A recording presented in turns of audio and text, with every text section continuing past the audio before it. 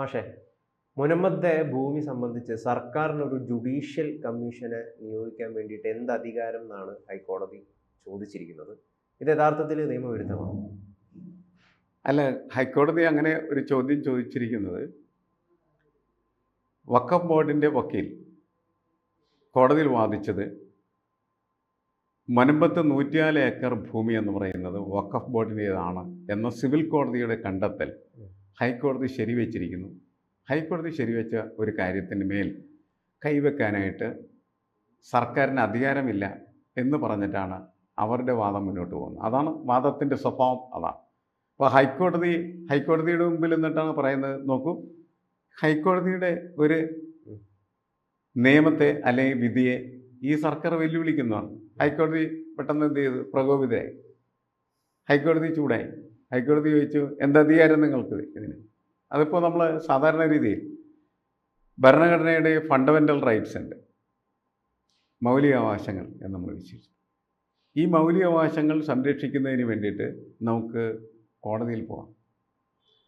അങ്ങനെ കോടതിയിൽ പോകുന്നതിന് വേണ്ടി നമ്മുടെ ഭരണഘടനയിൽ ഉണ്ടാക്കി വച്ചിരിക്കുന്ന ഒരു സംവിധാനമാണ് റിട്ടുകൾ എന്ന് പറയുന്നത്. അപ്പോൾ 5 റിട്ടുകളാണ് സാധാരണ രീതിയിൽ നമ്മളുടെ മുന്നിൽ വരുന്നത്. അതിലൊന്ന് വളരെ എല്ലാവർക്കും അറിയാവുന്ന ഒരു റിട്ടാണ് ആദ്യത്തെ റിട്ട് എന്ന് പറയുന്നത്. അത് സാധാരണ രീതിയിൽ ആരെങ്കിലുമൊക്കെ തട്ടിക്കൊണ്ടു പോകുന്നു, പോലീസ് പിടിച്ചുകൊണ്ട് പോകുന്നു, അല്ലെങ്കിൽ ഒരു ചെറുപ്പക്കാരനും ഒരു പെൺകുട്ടിയുമായിട്ട് ഒളിച്ചോടി പോകുന്നു.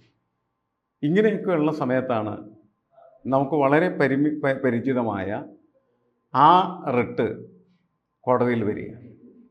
അപ്പോൾ അതിൻ്റെ ഒരർത്ഥം എന്ന് പറയുന്നത് അത് ലാറ്റിൻ വാക്കിൽ നിന്ന് വന്നിരിക്കുന്ന റിട്ടാണ്. ആ വാക്കിൻ്റെ അർത്ഥം എന്ന് പറയുന്നത് ശരീരം കോടതിയിൽ ഹാജരാക്കുക എന്നാണ്. അപ്പോൾ ശരീരം കോടതിയിൽ ഹാജരാക്കുക എന്ന് പറയുന്നത് ഹേബിയസ് കോർപ്പസ് എന്ന് പറയുന്ന റിട്ടിൻ്റെ ആത്യന്തികമായിട്ടുള്ളൊരു എസെൻഷ്യൽ മീനിങ് എന്ന് പറഞ്ഞാൽ ജീവനോടെയോ അല്ലെങ്കിൽ മരിച്ചോ ശരീരത്തെ ഹാജരാക്കിയാലും അതിങ്ങനെ വരുന്ന സംഭവങ്ങളിലാണ് സാധാരണ രീതിയിൽ അത് പ്രയോഗിക്കപ്പെടുന്നത്. അത് വ്യാപകമായിട്ട് ഉപയോഗിക്കപ്പെടുന്ന മറ്റ് 4 റിട്ടുകൾ എന്ന് പറയുന്നത് അങ്ങനെ വ്യാപകമായിട്ട് ഉപയോഗിക്കപ്പെടുന്നതല്ല. ഇപ്പോൾ മണ്ടാമസ് എന്ന് പറയുന്ന പ്രോഹിബിഷൻ, അതേപോലെ തന്നെ സെർഷ്യോററി, അവസാനത്തെയാണ് നമ്മൾ കോ വാറണ്ടോ എന്ന് പറയുന്നത്. കോടതിയിൽ ഇടക്കിടക്ക് അധികാരമില്ലാത്ത ആളുകൾ അധികാരപ്രയോഗം നടത്തുമ്പോൾ റിട്ടായിട്ട് കോവാറണ്ടോ റിട്ട് വരും. അപ്പോൾ കോടതി ചോദിക്കും, നിങ്ങൾക്കത് ചെയ്യാനുള്ള അധികാരം എന്താണ്?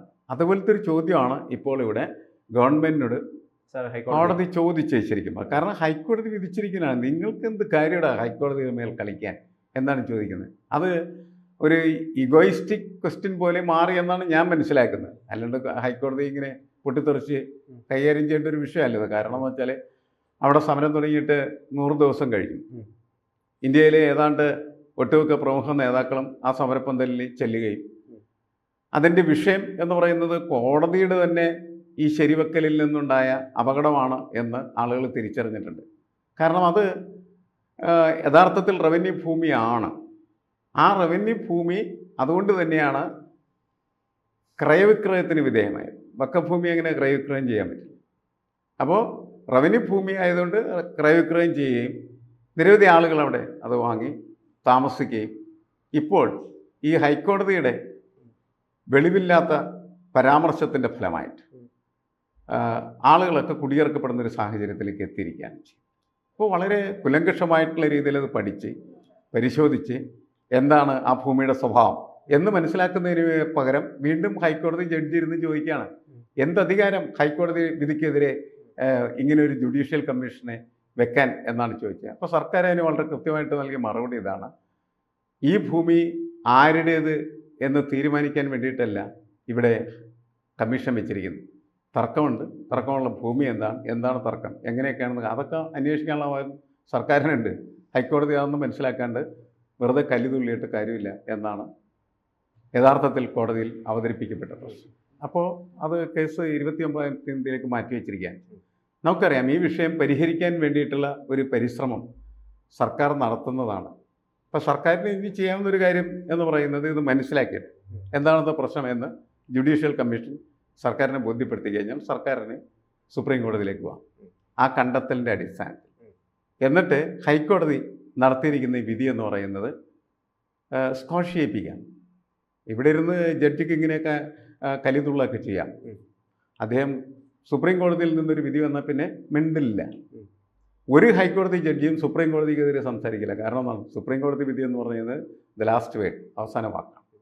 അത് മാത്രമല്ല, സുപ്രീം കോടതിക്കെതിരെ ശബ്ദിക്കാൻ, സംസാരിക്കാൻ ഉള്ള ഒരു ധൈര്യവും നമ്മുടെ ഈ ഹൈക്കോടതി ജഡ്ജികൾക്കോ അതിൻ്റെ താഴെയുള്ള ജഡ്ജികൾക്കോ ഇല്ല. അമ്മരും മുള്ളും ഇത് കിട്ടി. അതാണ് സാധാരണ സംഭവിക്കുന്നത്. അപ്പോൾ സ്വാഭാവികമായിട്ടും ഈ സർക്കാരിന് ചെയ്യാവുന്ന കാര്യം എന്ന് പറയുന്നത് ഈ ഹൈക്കോടതി വിട്ട് നേരെ സുപ്രീം കോടതിയിലേക്ക് പോയാലും മാത്രമാണ്. അപ്പോൾ സുപ്രീം കോടതിയിലേക്ക് പോകുന്ന സമയത്ത് ഇവിടുത്തെ ഫാക്ട് ഫൈൻഡിങ് പ്രോസസ്സാണ് ഇപ്പോൾ നടക്കുന്നത്.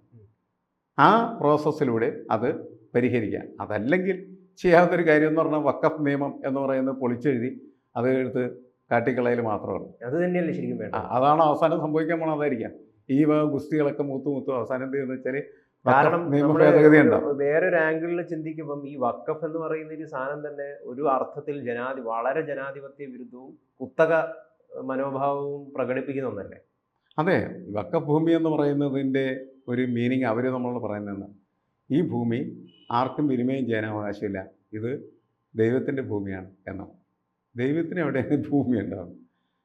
ഭൂമി എന്ന് പറയുന്നത് കൊടുത്തു കഴിഞ്ഞാൽ പിന്നെ ഒരാൾക്കും അതിൻ്റെ മേലെ അവകാശമില്ല. എന്തുമാത്രം അവകാശമില്ല എന്ന് മാത്രമല്ല, അവർ പറയുന്ന അവരുടെ ഭൂമിയുടെ അടുത്ത് കിടക്കുന്ന ഭൂമി അവരുടെ ഭൂമിയാണെന്ന് പറയാം എന്നൊക്കെ പറഞ്ഞ് ഉത്തർപ്രദേശിൽ അത്തരം വലിയ പ്രശ്നങ്ങളൊക്കെ ഉണ്ടാവും.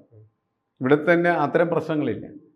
ഇവിടെ ഈ ഭൂമി വഖഫ് ഭൂമിയാണെന്ന് പറഞ്ഞ് കേരളത്തിൽ എല്ലാ മതിലിലും ഇവർ നോട്ടീസ്, എന്താണ്, മുസ്ലിം തീവ്രവാദികളാണെന്ന് എനിക്ക് തോന്നുന്നു, നോട്ടീസ് അടിച്ച് പോസ്റ്റർ പ്രചരിപ്പിക്കുന്നുണ്ട്. ഒരു പ്രശ്നം തീർക്കാനായിട്ട് സമൂഹം മുഴുവനായിട്ട് പരിശ്രമിച്ചുകൊണ്ടിരിക്കുന്ന സമയത്ത് എരുതിയിൽ എണ്ണ ഒഴിക്കുന്ന പോലെ അവർ ഈ മതിലിലെല്ലാം പോസ്റ്റർ ഒട്ടിച്ചിരിക്കുകയാണ്. മുനമ്പം വഖഫ് ഭൂമി തന്നെയാണ്. 600-ലധികം കുടുംബങ്ങളോട് താമസിക്കുന്നുണ്ട്.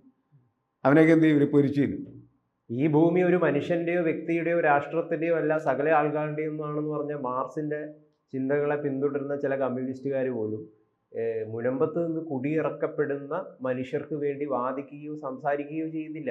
അല്ല, മുനമ്പത്ത് നിന്ന് കുടിയിറക്കപ്പെടുന്ന മനുഷ്യർക്ക് വേണ്ടി വാദിക്കാതെ കേരളത്തിൽ ഒരാൾക്കും രാഷ്ട്രീയ പ്രവർത്തനം നടത്താനായിട്ട് സാധ്യമല്ല എന്നാണ് ഞാൻ മനസ്സിലാക്കുന്നത്. കാരണം ഇതൊരു മനുഷ്യൻ്റെ ഒരു പ്രശ്നമാണ്. മനുഷ്യൻ്റെ പ്രശ്നത്തിൽ ഇടപെടാത്ത രാഷ്ട്രീയ പാർട്ടികൾക്ക് എന്താ പ്രസക്തിയുള്ള ഒരു പ്രസക്തിയില്ല. പക്ഷേ അത് വർഗീയമായിട്ടുള്ള ഒരു സമര ഘോഷയാത്രയായിട്ട് മാറാൻ പാടില്ല എന്ന് മാത്രമേ ഉള്ളൂ. അത് ക്രിസ്ത്യാനികളുടെ മാത്രം ഒരു വിഷയമായിട്ട് മാറ്റി കൊടുക്കുന്നതായിരുന്നു. മനുഷ്യരുടെ പ്രശ്നമാണ്. ആ മനുഷ്യരുടെ പ്രശ്നത്തെ ഏറ്റെടുക്കുകയും അതേപോലെ തന്നെ അത് കൃത്യമായിട്ട് പരിഹരിക്കുകയും ചെയ്യാന്നുള്ളതാണ്. പരിഹരിക്കുന്നതിനുള്ള ഒരു എന്താണ് പ്രാരംഭ പ്രക്രിയ എന്ന നിലക്ക് മാത്രമാണ് ജുഡീഷ്യൽ കമ്മീഷൻ വരികയും ആ ജുഡീഷ്യൽ കമ്മീഷൻ അവിടുത്തെ പ്രശ്നങ്ങൾ എന്താണ്, ഏത് ഭൂമിയാണ് തർക്കത്തിലിരിക്കുന്നത്, എന്ത് തർക്കമാണ്, എങ്ങനെയാണ്, ഈ കാര്യങ്ങളൊക്കെ അന്വേഷിക്കാനുള്ള അവകാശം ജുഡീഷ്യൽ കമ്മീഷനുണ്ട്. ഹൈക്കോടതി അത് മനസ്സിലാക്കി അതിനനുസരിച്ച് തന്നെ പ്രവർത്തിക്കുന്നതാണ്. അതിനേക്കാൾ നല്ലത് ഹൈക്കോടതി ഉണ്ടാക്കി വെച്ചിരിക്കുന്നതായിട്ടുള്ള വിധിയുടെ, സിവിൽ കോടതി ഉണ്ടാക്കിയ സിവിൽ കോടതി ഒരു വിധി പ്രസ്താവിച്ചു. ആ സിവിൽ കോടതി വിധിയെ ശരിയായ രീതിയിൽ പരിശോധിക്കുന്നതിന് പകരം അത് അച്ചട്ടായിട്ട് അതാണ് ശരിയെന്ന് പറഞ്ഞ ഹൈക്കോടതിയുടെ സമീപനങ്ങളും യഥാർത്ഥത്തിൽ വിചാരണ ചെയ്യപ്പെടേണ്ടതാണ് എന്നാണ് എനിക്ക് തോന്നുന്നത്. കാരണം ഇവിടെ ഈ പ്രശ്നം അവസാനിപ്പിച്ചേ പറ്റൂ. കാരണം ഇത് 600-ലധികം വരുന്നതായിട്ടുള്ള കുടുംബത്തിൻ്റെ മുകളിൽ തൂങ്ങിക്കിടക്കുന്നതായിട്ടുള്ള ഡെമോക്രസ് വാളായി മാറിക്കഴിഞ്ഞിരിക്കുകയാണ്. അത് ഇല്ലാതാക്കാനായിട്ടുള്ള ഉത്തരവാദിത്വം ഹൈക്കോടതിക്ക് കൂടിയുണ്ട്. ഹൈക്കോടതിയൊക്കെ കുറച്ചുകൂടി സംയമനത്തോടെ നാട്ടിൽ നടക്കുന്ന പ്രശ്നം എങ്ങനെയാണ് പരിഹരിക്കേണ്ടതെന്ന് കൂടി ചിന്തിക്കുന്നത് നല്ലതായിരിക്കും. ജഡ്ജ് അങ്ങനെ ചിന്തിക്കുന്നത് നല്ലതാണ് എന്നാണ് എനിക്ക്. അതല്ലാണ്ട് ജഡ്ജിൻ്റെ കസേരയിൽ കയറിയിരുന്ന് അദ്ദേഹം വെറുതെ അഹങ്കരിച്ച് അട്ടഹസിച്ചിട്ട് എന്താ കാര്യം? ഒരു കാര്യമില്ല എന്നാണ് എനിക്ക് തോന്നുന്നത്. നിങ്ങൾക്ക് എന്താ അധികാരം എന്ന് ചോദിക്കും. ഇയാൾക്ക് എന്താ അധികാരം എൻ്റെ മുകളിൽ കയറിയുന്ന ഇതൊക്കെ ഇങ്ങനെ അലറാനായിട്ട് എന്നാണ് എനിക്ക് തോന്നുന്നത്. അപ്പോൾ അതുകൊണ്ട് എല്ലാ ആളുകളും കുറച്ചുകൂടി സമയത്തോടുകൂടി കാര്യങ്ങൾ ചെയ്യുന്നതായിരിക്കും നല്ലത്. കാരണം അത് സമൂഹത്തിൻ്റെ ഒരു പ്രശ്നമാണ്. ആ പ്രശ്നം വരുന്ന സമയത്ത് അതിൻ്റെ എല്ലാ വശങ്ങളും പരിശോധിച്ച് ഏതാണ് ശരി എന്ന് നോക്കി അത് പരിഹരിക്കാൻ ശ്രമിക്കുന്നതാണ് ഒരു സമൂഹത്തെ സംബന്ധിച്ചിടത്തോളം പുരോഗമനപരം അതേപോലെ തന്നെ ജനാധിപത്യപരമായിട്ടുള്ള പ്രക്രിയയുടെ സാധ്യത വെളിപ്പെടുത്തുന്നത്. അതിനനുസരിച്ച് അവർ പ്രവർത്തിക്കുന്നതായിരിക്കും നല്ലത്.